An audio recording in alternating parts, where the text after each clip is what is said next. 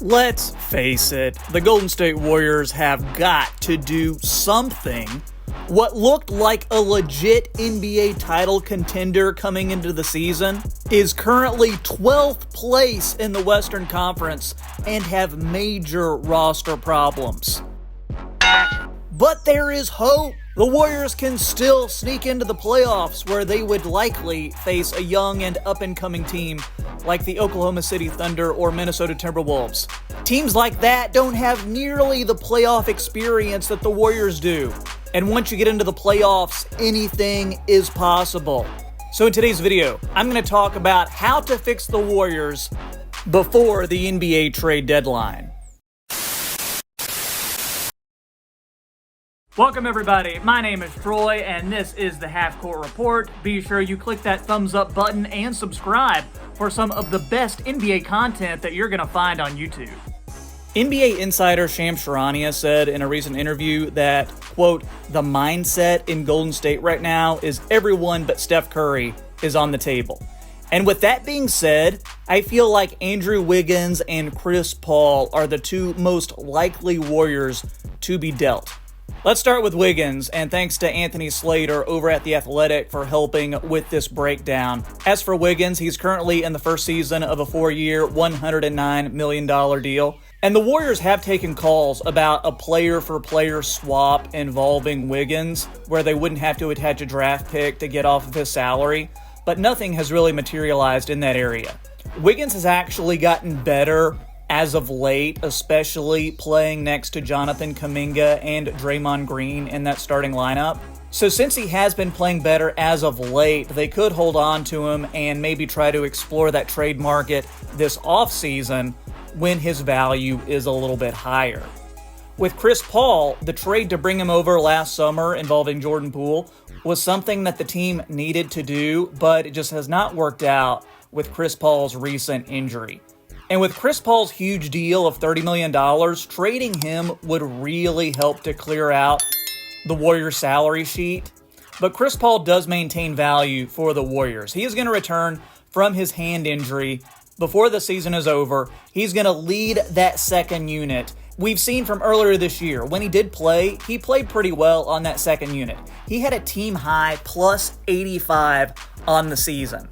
So it is crucial to have Chris Paul out there, especially when Steph Curry isn't on the floor down the stretch of games. So it could make sense just to let Chris Paul play out the remainder of his contract, then this offseason, sign him for a shorter, longer deal, or let him walk in free agency and that $30 million completely comes off Golden State's books. Next, if the team looks to move on from one of their mainstays, then Draymond Green could be an option to be traded. That's a whole different can of worms, though.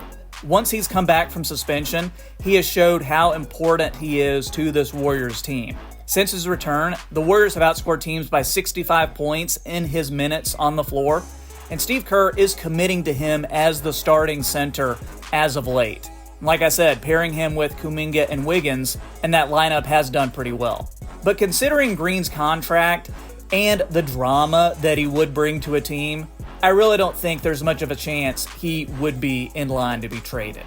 But hey, while I'm here, let me rile up the Golden State fan base a little more. Let's talk about a potential Klay Thompson trade.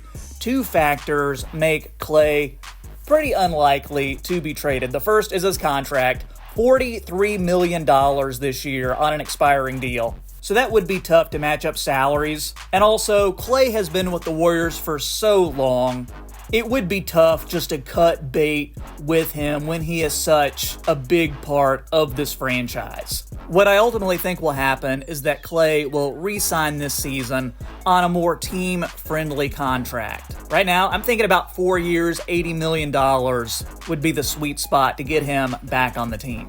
And then I know we've all heard Jonathan Kuminga's name a lot in trade rumors, really for the last couple of years now. But could this actually happen? So Kuminga is doing very, very well as of late, especially since he has been starting for the Warriors. As of this recording, he's averaging almost 15 points a game, 4.5 rebounds, about an assist and a half a game, shooting about 32% from three, and he's bringing a lot of defensive intensity.